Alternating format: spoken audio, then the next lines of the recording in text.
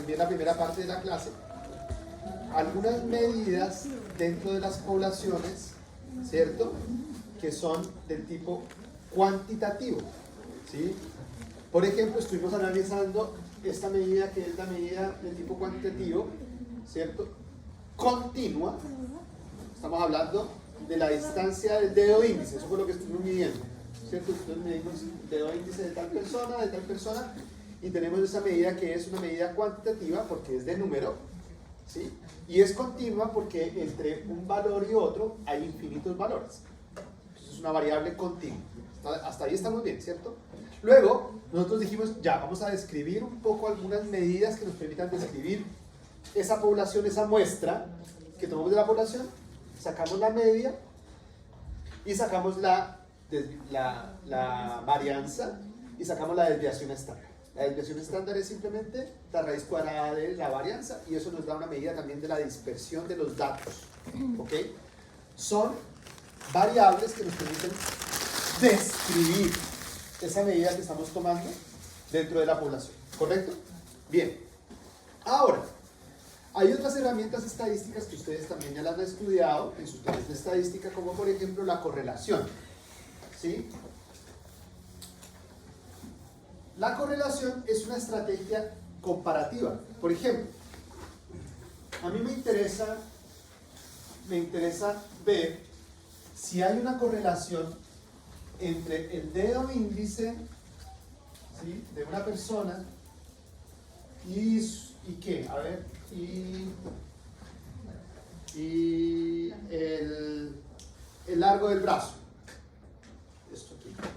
Yo quiero saber si hay si a medida que el dedo índice aumenta, también aumenta el largo del brazo. ¿Sí? Es una variable, otra variable, el largo del brazo, y yo quiero saber si eso aumenta. Préstame la regla. Entonces yo tomo mi medida así rápidamente y digo que tengo el largo del brazo hasta acá, tengo 50, ¿tiene 50? Digo 20,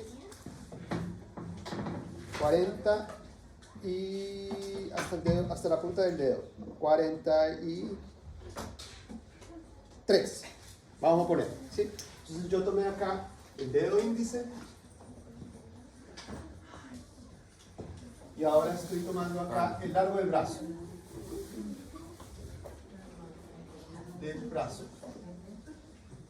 Entonces yo aquí digo que X tiene 43 centímetros, ¿cierto?, de largo del brazo.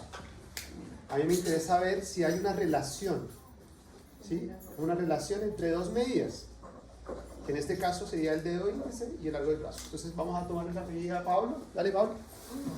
¿Sí? ¿Ya? Rápido ahí.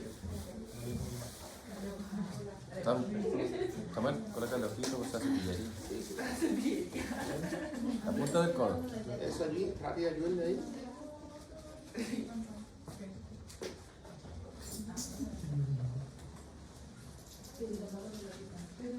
Pero, ¿de qué mide el dedo índice? Hasta el dedo final, ¿ya? Eso.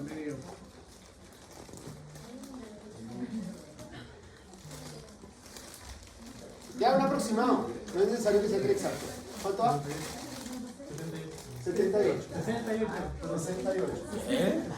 Vamos, Sí, Carla. Ya, Carla, dale. Sí, el brazo. Hasta el punto del dedo anular. Eso. La medida tiene que ser exactamente igual tomada para toda la muestra, ¿no es cierto?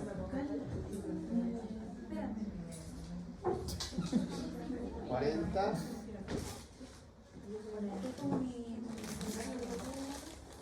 40 y Carla. 42. Samuel.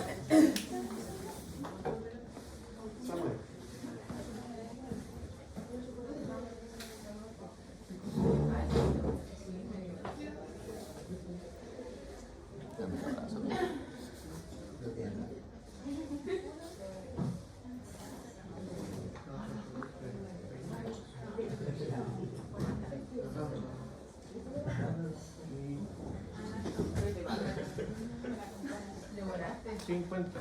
50. Y Scarlett. Scarlett. ¿Estás segura que se la veía?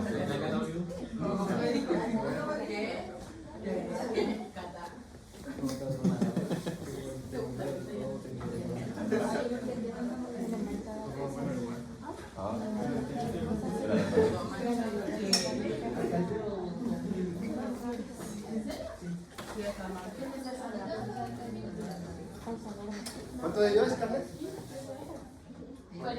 40. ¿Sí? 40 centímetros, ya. Entonces ahí yo tengo dos medidas. Yo también de esa medida podría calcular las medidas de dispersión, como son el promedio o la media, ¿cierto? La media que sería sumar todos estos valores y dividirlo por el número de valores, que serían 5, ¿cierto? Podría a partir de eso calcular también la varianza, que sería tomar todos estos valores, restarles la media, elevarlo al cuadrado y dividirlo por 4, ¿sí o no? Ahí tendríamos la varianza, claro, la varianza, está ahí la fórmula, y también podríamos calcular la desviación estándar de estos valores, ¿sí? Pero ahora yo podría decir, oye, existe una correlación, la pregunta sería, ¿existe una relación entre el largo del dedo índice y el largo del codo? ¿Esto qué quiere decir? Que a medida que el dedo índice es más largo, el largo del codo será más largo. Entonces hay herramientas estadísticas que nos permiten hacer eso. Yo podría, por ejemplo, graficar esto, ¿sí? Y decir, acá tengo el dedo índice, ¿sí? Y acá tengo el largo del brazo.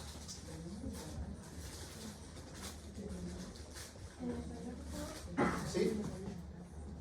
Acá tengo el dedo índice y acá tengo el largo del brazo.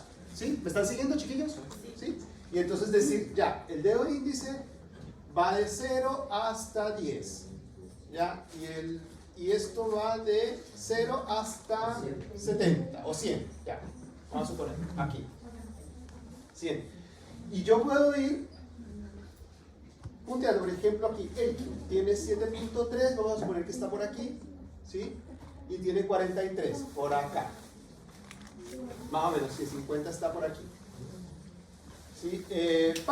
Pablo tiene 6, ¿sí? Digamos que aquí es 5, ¿sí? Pablo tiene 6 y 68, un poco más, acá. Hacia el lado, perdón, hacia el lado. Hacia acá, por acá, ¿sí? Carla tiene 6,8 por aquí, ¿cierto? Y 42 por acá. Vamos a suponer. Samuel tiene 6,2 por ahí y 50 justo aquí. ¿Sí? Y Scarlett tiene 5 centímetros acá y 40 por acá. ¿Sí? Entonces, ese sería, ¿cierto?, un gráfico de la relación de dos variables, ¿sí? Y yo a través de una herramienta de estadística puedo decir, mira, estos datos parece que se distribuyen así. ¿Se dan cuenta o no? Mire, parece que se distribuyen así. Si se distribuyen así, a través de una herramienta estadística que me permite hacer esto y calcular un índice de regresión o de correlación, ¿sí? Yo puedo decir que a medida que el dedo índice aumenta, el largo del brazo aumenta. Que es directamente proporcional. Y ahí estamos hablando de un análisis de correlación positiva. ¿Correcto? Es positivo. Pero sí, estos puntos en realidad no se ajustan a esta línea recta, sino se ajustan a una línea recta así. ¿Sí? Sería una correlación negativa, ¿cierto? Una correlación negativa. Y a medida que el dedo índice es más grande, el brazo es más corto. Entonces yo tengo bracitos cortitos acá y un dedo índice más largo que el brazo. ¿Ya? Y así, ¿ok? Entonces ahí se dan cuenta, esa es una herramienta estadística que me permite comparar dos variables, que en este caso es el largo del dedo y el largo del brazo, y ver si entre esas variables hay alguna relación. Bueno, bien. También podría decir, ¿sabes qué? Dígame, no hay ninguna relación. No hay ninguna relación, no es negativa, ¿sí? Es que no hay relación. Por lo tanto, la relación no hay. Y por lo tanto, la línea esta sería así. ¿Correcto? Si no hay relación, no hay relación porque hay unos valores, ¿sí? Que el dedo del índice es cortito, que es lo que parece que ocurre acá, ¿cierto? Y el brazo es más largo. El dedo índice es cortito y el brazo es largo, el de Pablo. Pero hay otras situaciones en que el dedo índice es largo y el brazo es cortito. ¿Se dan cuenta? Hay otras situaciones en que, y así. Entonces no hay relación. No siempre, cuando el dedo índice es largo, el brazo es largo también. Y en ese caso, no hay relación. Y entonces, yo tengo un valor estadístico que me dice, ¿hay o no hay relación? ¿Sí? No voy a entrar en cómo calcular ese dato, pero se llama índice de correlación. ¿Ok? Que tiene que ver con se hace con una media, etcétera, y viendo cómo se ajustan estos datos a una línea recta, ¿sí? No voy a entrar en ese, pero ese coeficiente de correlación puede ser cero cuando no existe relación, como por ejemplo acá. ¿Se dan cuenta? No existe. Los datos están distribuidos de manera azarosa y no existe una relación. Pero si ese dato, ese coeficiente de relación es 1, eso quiere decir, ¿cierto? Que hay una perfecta correlación negativa. Eso quiere decir que a medida que el dedo índice es más largo, el brazo es más corto. ¿Sí? O al revés. El dedo índice es más largo, el brazo es más corto. Es al revés. Bueno. Si ese valor es menos 1, tengo una correlación perfecta positiva. A medida que aumenta el dedo índice, ¿cierto? Aumenta también el largo del brazo. ¿Sí? Entonces, la correlación, yo no voy a entrar en detalle estadístico porque ustedes ya lo vieron en estadística y si lo quieren revisar, vayan otra vez a ver cómo es que se calcula ese índice, ¿sí? Pero es una fórmula matemática que tiene que ver con los puntos de cada uno y el promedio y la línea recta. La relación tiene que ser de todos los datos que están ahí. De todos los datos, ¿sí? Porque por eso, pero a veces, claro, cuando uno hace un muestreo, a veces hay un dato, por ejemplo, aquí pareciese que yo en estos puntos, que es un muestreo muy corto, pareciese que sí hay una relación, pero hay un dato que se me sale, ¿cierto? Entonces, por esa razón yo necesito un índice que me diga, ¿sabes qué? Sí hay una relación, pero esa relación es 0.1 o 0.5 o 1, ¿me entienden? Y eso me va a indicar la magnitud de esa relación, ¿sí? ¿Correcto? Ok. Otra herramienta estadística es la ANOVA, que tampoco voy a entrar en el detalle de cómo se calcula, ¿cierto? Pero para que ustedes tienen que saber que existen estas herramientas estadísticas que me permiten comparar variables continuas. La ANOVA me permite a mí comparar, por ejemplo, si yo estoy interesado en saber acá, vamos a suponer, ¿sí? Vamos a suponer, voy a borrar acá. A mí me interesa, por ejemplo, ¿será, en esta pregunta, ¿será que las mujeres tienen el dedo más largo que los hombres?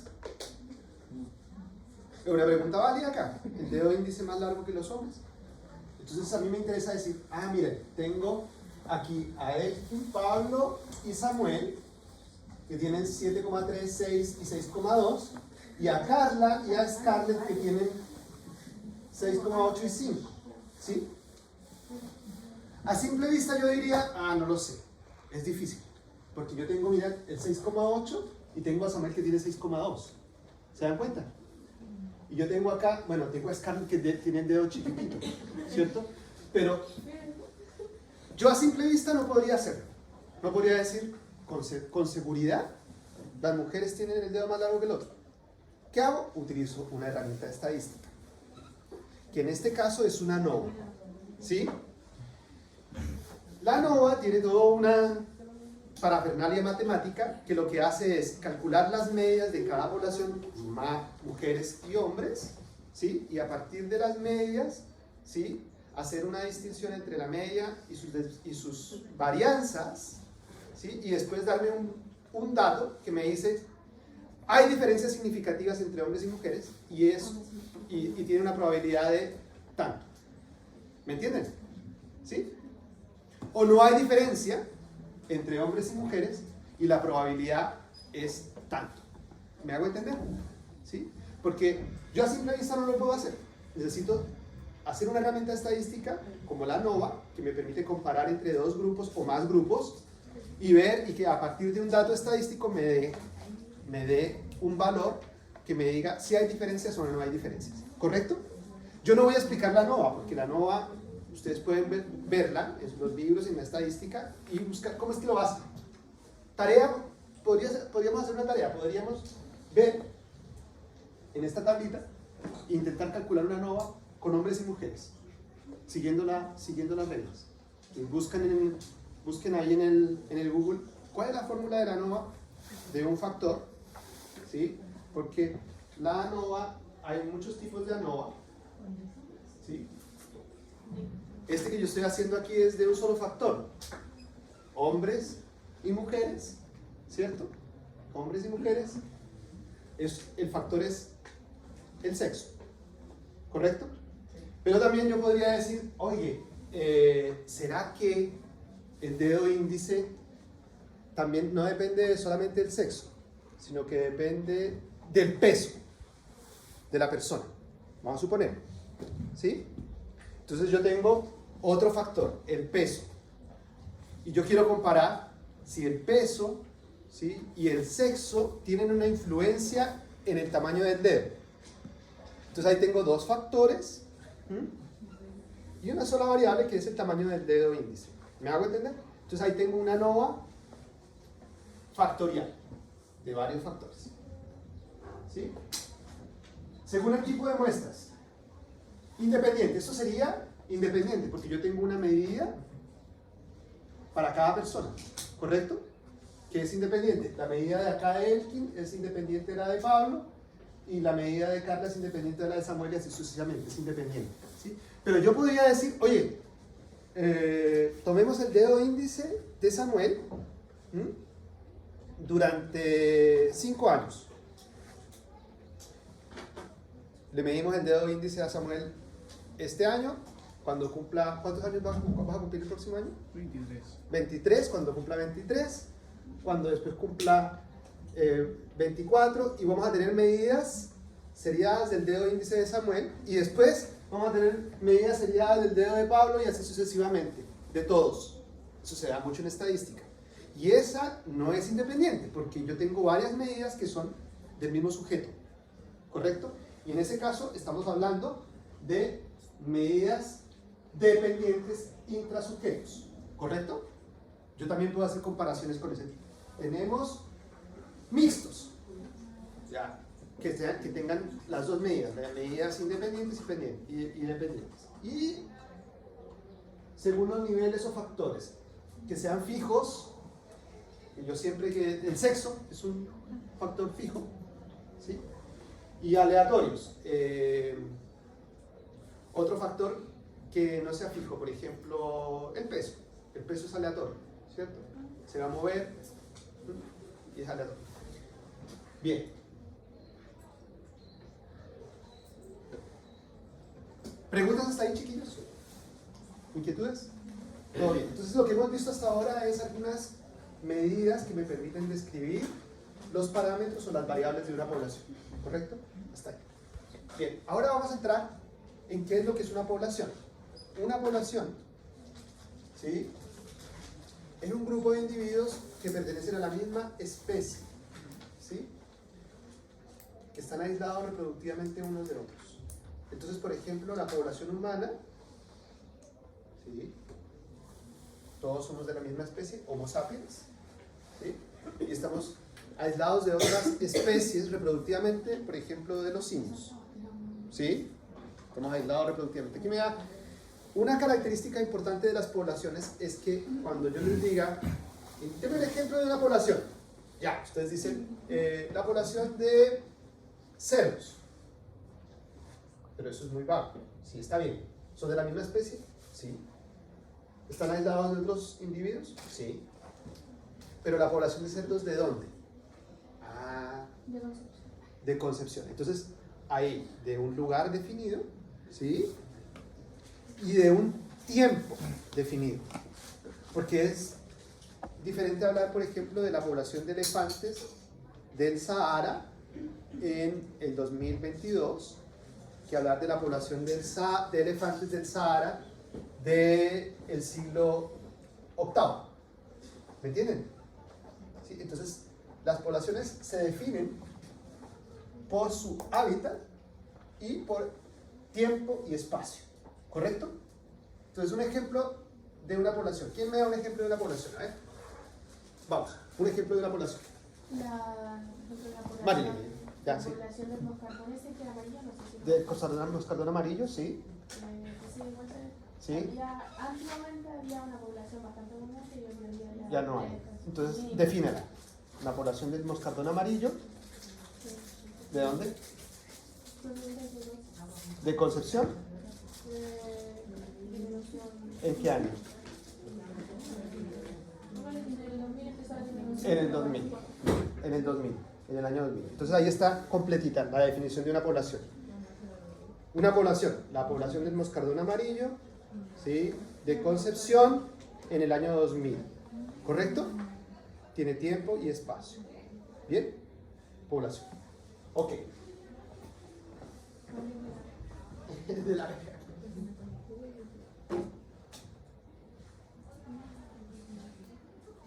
Entonces, ya, hasta ahora hemos visto un poco cómo podemos describir algunas características de la población, de una población. Y estamos hablando de un grupo de individuos de la misma especie que están en un lugar y tiempo definido, ¿sí? Pero ahora nos interesa la genética de esas poblaciones, ¿cierto? Y ahí es cuando empezamos a hablar de que yo puedo describir los alelos de cada uno de los individuos, ahora ya no en un cruce específico, ¿sí? A nivel mendeliano, que yo cruce este individuo, lo cruzo con este individuo y tengo este individuo con determinados alelos, sino de toda la población, ¿sí? Y para eso yo puedo tener algunas medidas que me digan cómo es que están distribuidos esos alelos en la población, ¿sí? Y eso es lo que se conoce como genética de poblaciones. ¿Cuál es la variación en los genes que existen dentro de las poblaciones?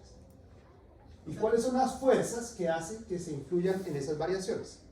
Por ejemplo, yo tengo el alelo A y el alelo B. Y yo sé que acá Margarita, por ejemplo, tiene el alelo AA. ¿Sí?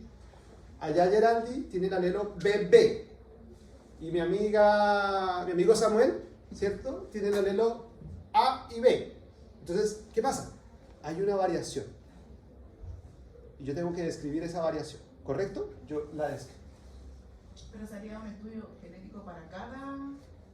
Claro, yo tendría que hacer, ¿cierto? Tener los datos de todo. o de una muestra, ¿sí? O de un número de individuos de una muestra y analizarlos. ¿Y analizarlos con qué? Con herramientas estadísticas. ¿Correcto? Ya. Entonces, eso es la genética de poblaciones. ¿Quién me lee eso? A ver. ¿Se alcanza a leer ahí? No, no se alcanza a leer. Yo. Ya, dale. ¿Qué dice? Genética de poblaciones. Describe en términos matemáticos las consecuencias de la herencia mendeliana a nivel de poblaciones. El destino de los individuos y, en consecuencia, el destino de los genes está fuertemente ligado a los factores que afectan a la población como un todo. Gracias, gracias, Martín. Entonces, lo que se dice acá, ¿cierto? Es que lo que nos interesa ahora, y vamos a entrar en eso, es, ya no nos interesa un cruce, nos interesa toda la población, ¿sí? Tenemos que tener clara la genética de Mendeliana. ¿Por qué? Porque yo tengo que tener claro que cuando yo cruzo, ¿cierto? Un heterocigoto con otro heterocigoto, yo voy a tener la probabilidad de que tenga dos heterocigotos, un homocigoto dominante y un homocigoto recesivo, ¿cierto? ¿Se acuerdan o no? Y que a nivel fenotípico sea 3-1. Eso es un cruce, eso es un solo cruce. ¿Ya? Ahora ya no me interesa eso, me interesa eso en toda la población. Y para poder hacer eso en toda la población, yo tengo que utilizar una herramienta estadística que me permita describir eso. ¿Ok? Y ahí es cuando empieza un poco Cristo a padecer, porque necesitamos entender la genética mendeliana para pasar a la genética de poblaciones. Claro, en el tiempo de Mendel las herramientas eran limitadas, 1900. No había las herramientas estadísticas para poder aproximarse a esto, ¿sí? Hoy tenemos todas las herramientas y además tenemos a la biología molecular. Ya no tenemos el alelo A y B, sino también tenemos, por ejemplo, que ese alelo A tiene la secuencia A, T, C, G, T, T, porque lo podemos secuenciar y podemos saber la secuencia de los genes, ¿me entienden? ¿Sí? Además, podemos ir a un laboratorio, tomarle una muestra de sangre a un individuo y secuenciar determinado gen, ¿sí? Puedo decir, mira, a mí me interesa el gen de la hormona de crecimiento, el GHR. Entonces yo voy al laboratorio, le tomo una muestra de sangre, les traigo el DNA y saco la secuencia de ese gen en ese individuo. ¿Ya? Y con eso yo puedo hacer estimaciones de genética de poblaciones.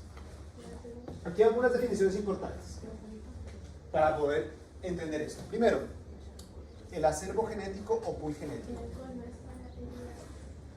Esto es el conjunto de genes que hay en la población. Acervo genético o pool genético. En el caso del ejemplo que yo les estaba dando, por ejemplo acá, Margarita que tiene el gen A, Geraldine que tenía el gen B, y Samuel que tenía el gen AB. Mi otra amiga acá, Carla, tiene el gen CC y así sucesivamente. Todos esos genes A, B, C y D están repartidos en toda la población, ¿cierto? Y el conjunto de esos alelos es lo que se conoce como acervo genético o pool genético, ¿correcto? Ya. La frecuencia de un alelo es ¿qué tanto ese alelo está presente en la población? ¿Sí? El alelo A solamente lo tiene Margarita. Entonces la frecuencia de ese alelo va a ser baja, ¿sí? Con respecto a toda la población. Vamos a aprender a calcular esa frecuencia. ¿Ok? ¿Qué es la panmixia? Muy importante. Si tenemos aquí esta población, es que existe la misma probabilidad en toda la población de que un individuo se cruce con otro individuo.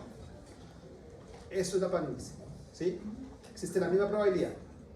Si yo coloco acá una barrera geográfica aquí en la mitad, ¿sí? Y acá le pongo un río, ¿sí? No va a existir la misma probabilidad de que un individuo de acá se cruce con otro individuo de acá porque acá hay un río. ¿Claro? Por lo tanto, como no existe, es más probable que se cruce uno de acá con uno de acá y otro de aquí con otro de acá. ¿Sí o no? Porque acá hay un río. Entonces, ¿qué pasa? ¿Esa población es panmíctica? No. Porque no existe la misma probabilidad. Es una población fragmentada. ¿Correcto? Panmixia. Existe la misma probabilidad de que un individuo se cruce con otro individuo de la misma población. Panmixia. ¿Eso es como la endogamia? No, la endogamia tiene otra definición. Y es que claro. Digamos que yo coloco una restricción a esto y hago que haya unos cruces entre parientes, ¿sí? Eso sería una endogamia, ¿sí? Y esa población dejaría de ser panmíctica, ¿sí? Tenía una consecuencia en la panmixia. Bien. Esto es importante. Cuando yo hablo de una población ideal o una población idealizada, no existe esa población ideal. ¿Por qué? Porque para yo poder, es un término comparativo. Yo lo que hago es una población ideal, es una población que tiene un número de individuos infinito. Infinito. No existe una población que tenga un número de individuos infinito, ¿o sí? ¿O alguien me puede decir una población de individuos? No. que tengan número infinito. No, ¿cierto? No. Siempre hay finito. ¿Sí? Entonces, una población ideal tiene un número de individuos infinito. Y además, ¿sí? Tienen panmixia, o sea, todos tienen la posibilidad de cruzarse con otros. La sobrevida es aleatoria y no existe influencia ni de migración ni de mutación. O sea, es una población que no existe. Es una población ideal, ¿cierto? Pero, por términos matemáticos, es una población que a mí me sirve para comparar. ¿Sí? Que lo vamos a ver después. Pero es una población inventada que cumple esas condiciones y que yo la voy a usar para comparar con una población real. ¿Sí? Es como el modelo C. ¿Ya? Eso es una población idealizada. ¿Preguntas? ¿Todo bien? ¿Hasta aquí me están siguiendo? Ya. Ok.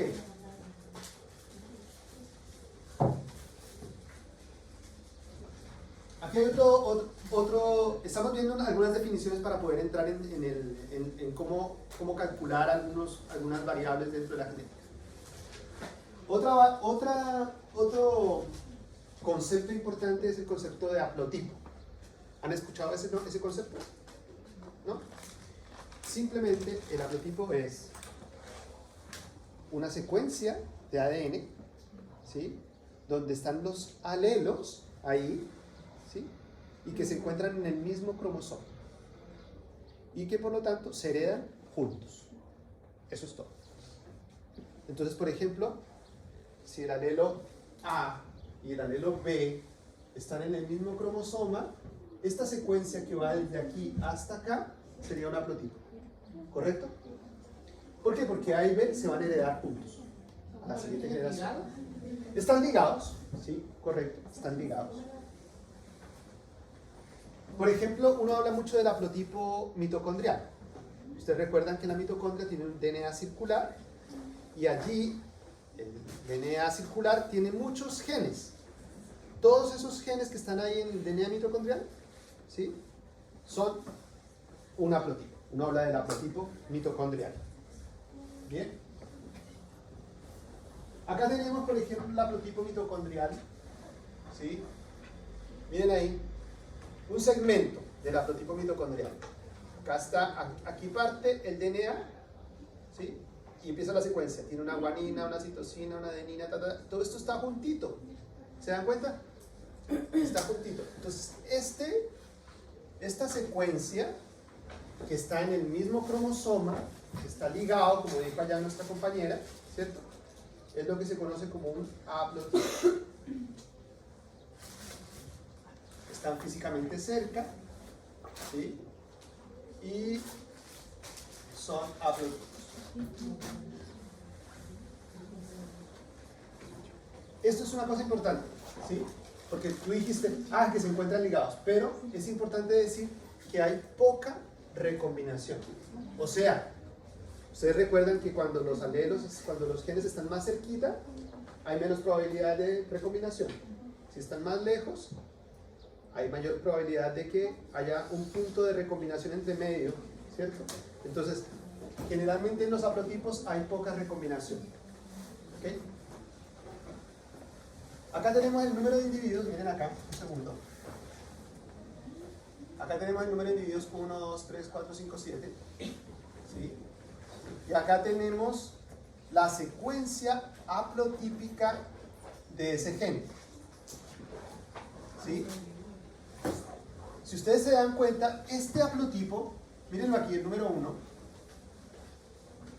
¿Lo están viendo? ¿Sí? ¿Es diferente al número 2? ¿Sí? ¿A dónde? En la posición 5. ¿Sí? En la posición 5 acá, ¿la ven ahí? Aquí hay una A y aquí hay una T. ¿Sí? Entonces, decimos que estos dos individuos tienen diferente haplotipo. ¿Sí o no? Tienen diferente haplotipo. ¿Estamos correctos? Porque, claro, este tiene una T acá y por lo tanto ya es diferente. ¿Ya? Pero veamos, por ejemplo, a ver, miren. El 5, veamos. El 5, el 5 y el 6. Veamos el 5 y el 6. No tiene. Son dos individuos. Mira, acá tiene un espacio. Esto puede ser una deleción o una inserción, no sabemos. Pero acá tiene el 5 y el 6. Son iguales, ¿cierto? Son iguales. Esos dos individuos tienen el mismo haplotipo. El mismo haplotipo, ¿correcto? Porque no hay diferencias en la secuencia. Pero tiene que ser igual que la primera. Y con respecto a la primera, ¿tienen diferente o igual? Son diferentes, ¿cierto? Porque este tiene este espacio acá que la primera no la tiene, ¿correcto? También tiene al final. Y también tiene al final otras cosas. ¿Se dan cuenta acá? Esta tiene una variación acá de esta adenina y acá tienen guanina, ¿cierto? Entonces, si yo quiero hacer un análisis de los haplotipos, yo podría decir, ¿cuántos haplotipos hay acá en estos individuos? A ver, ¿cuántos haplotipos habrían? Hay 7 individuos. ¿Cuántos haplotipos hay?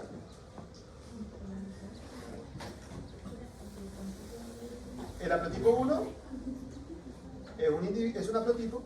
Este es otro haplotipo 2. ¿Sí o no?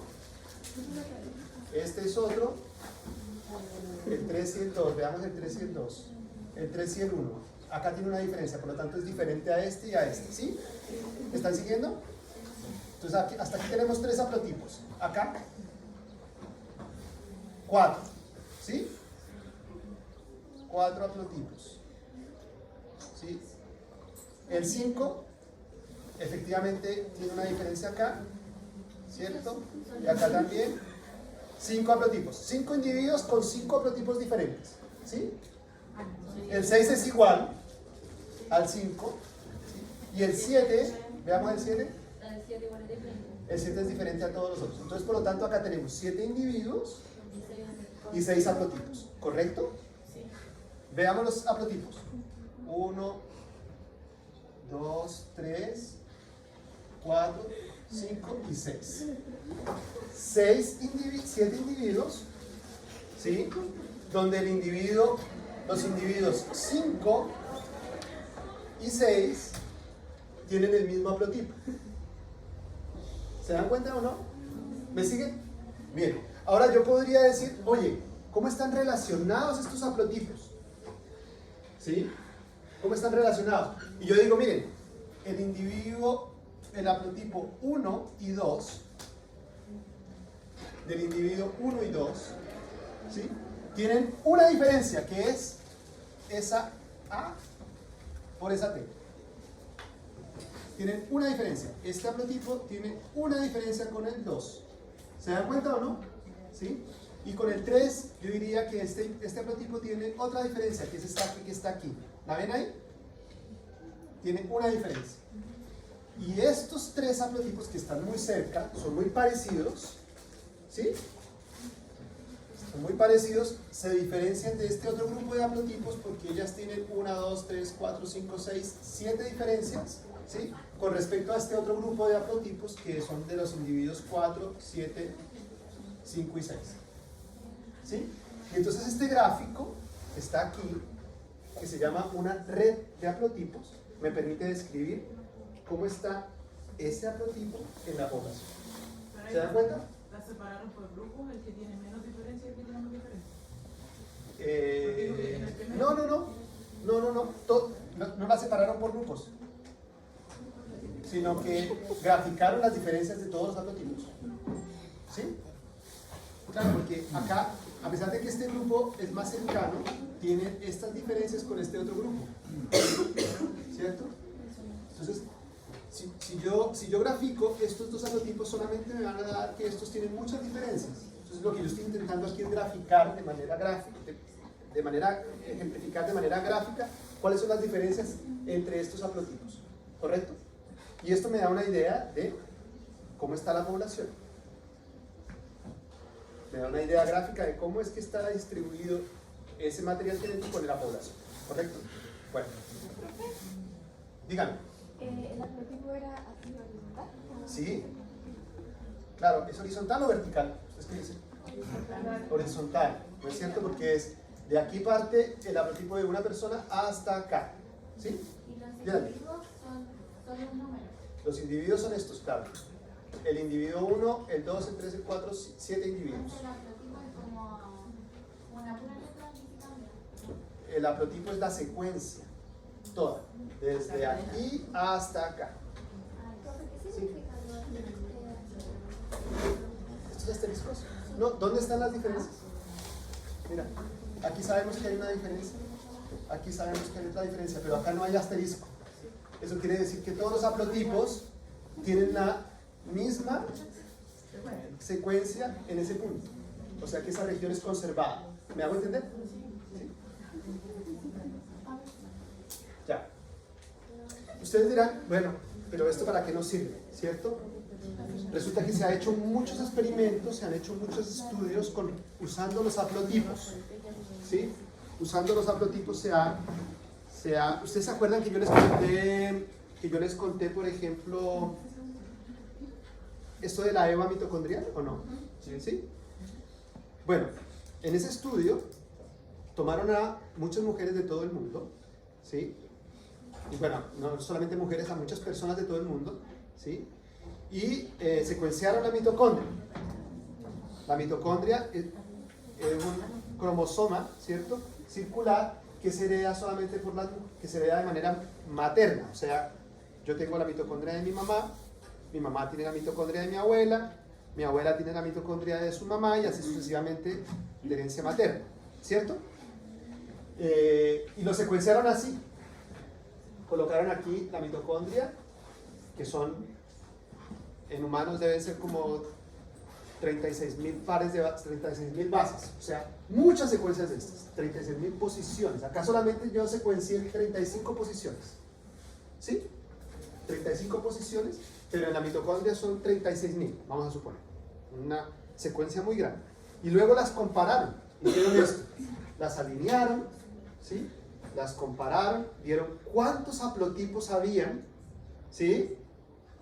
Y vieron la relación entre esos haplotipos, ¿correcto?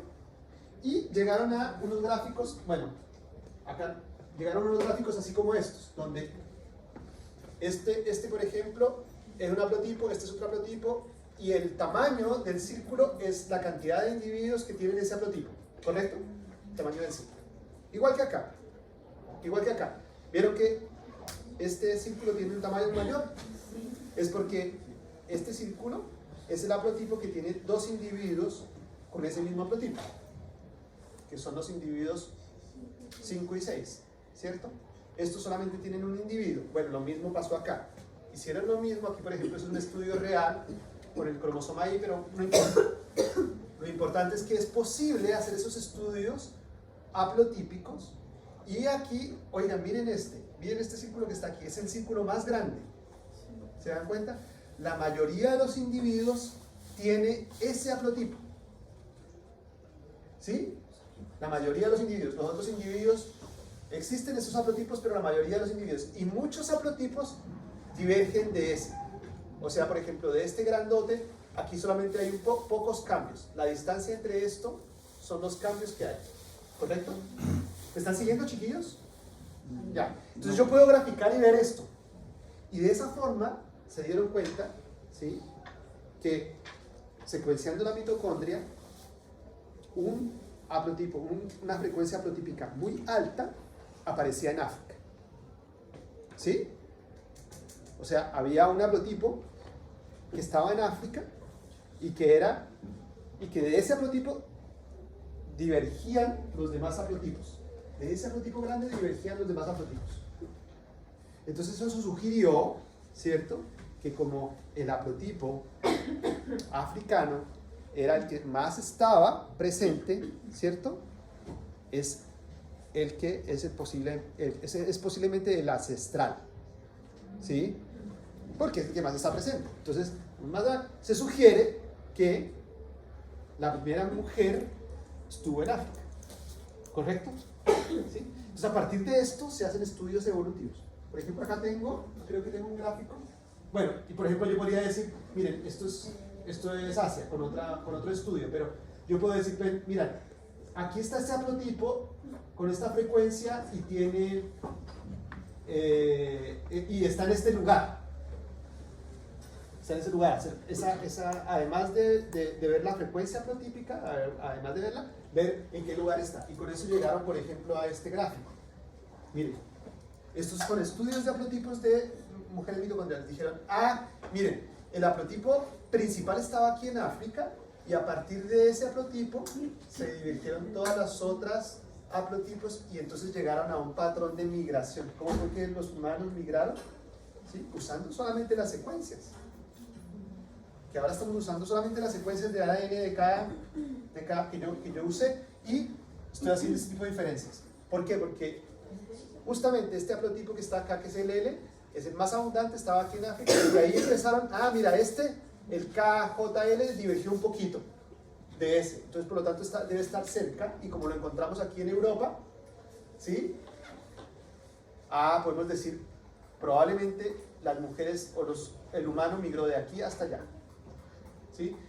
Y acá en América, estos haplotipos son muy diferentes de estos, ¿sí? ¿Se dan cuenta? Y entonces, a partir de estos análisis, uno puede llegar incluso a decir, si aquí hay tantas diferencias, ¿cuánto tiempo ocurrió para que ocurrieran esas diferencias? ¿Sí? Usando una tasa de cambio. Yo digo, en ese haplotipo la tasa de cambio es un cambio cada 10 millones.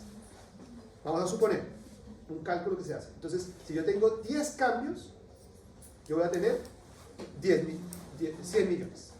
100 millones. Entonces, ¿qué pasa? A partir de eso yo puedo decir, esta migración ocurrió hace 150 millones de años. O sea, hace 150 millones de años el humano salió de acá. ¿Sí ven? Entonces, ahí tenemos la aplicación de la genética de poblaciones en situaciones evolutivas como esta. ¿Okay?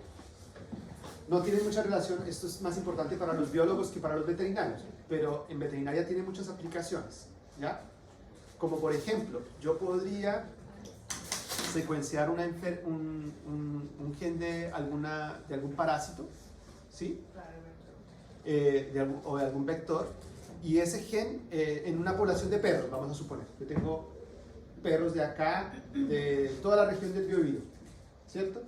Y secuencio el parásito de Concepción, de Alto de Biobío, de Antuco, etcétera, de Los Ángeles, y hago los análisis de esa secuencia de ese parásito y puedo decir, el origen de ese parásito llegó por la costa y se fue hacia la cordillera. Entonces ese parásito está entrando por la costa. ¿Entienden? Y resulta que ahí hay un puerto. Sí, ¿y de dónde viene ese puerto? No, la mayoría de los cargamentos vienen de Asia. Y el parásito está en Asia. Entonces, ¿ven? Todo eso se hace a través de herramientas genéticas, y usando los haplotipos. El COVID, usted no sé si escucharon ese estudio, pero secuenciaron el COVID cuando recién pasó esto de la pandemia, secuenciaron el virus del COVID completito, ¿cierto? Y lo secuenciaron en muchas partes del mundo. Hicieron estos análisis, tomaron el COVID, así, una cosa similar a esto que yo estoy haciendo, alinearon el COVID de diferentes partes del mundo, hicieron este alineamiento, ¿cierto? Y después hicieron un análisis simple, hay análisis más complejos, pero un análisis simple. Oye, mira, veamos cuántos haplotipos hay del COVID, veamos dónde está la mayor frecuencia, y se dieron cuenta que el origen del COVID fue en China, allá en ese mercado, ¿cierto? ¿Por qué? Porque encontraron una alta frecuencia de ese haplotipo allá en China, en ese mercado. ¿Y por dónde se vino? No, después, mira, tenemos un haplotipo que migró para el sudoeste asiático, y otro que se fue para Europa, y después se pierde el rastro. ¿Me entienden? Entonces uno puede hacer estos análisis en el tiempo, ¿correcto? ¿Preguntas, chicos? ¿Me están siguiendo o no? ¿Está muy aburrido? ¿Está muy aburrido todo? Está quedando dormida, estoy muy aburrido. Ya estoy muy aburrido. Vamos a hacer una cosa práctica ahora, que es esto, ya. Vamos a aprender a calcular ahora. ¿Qué hora es? ¿Tomamos un descanso? Tomemos un descanso. Tomemos un descanso ahora.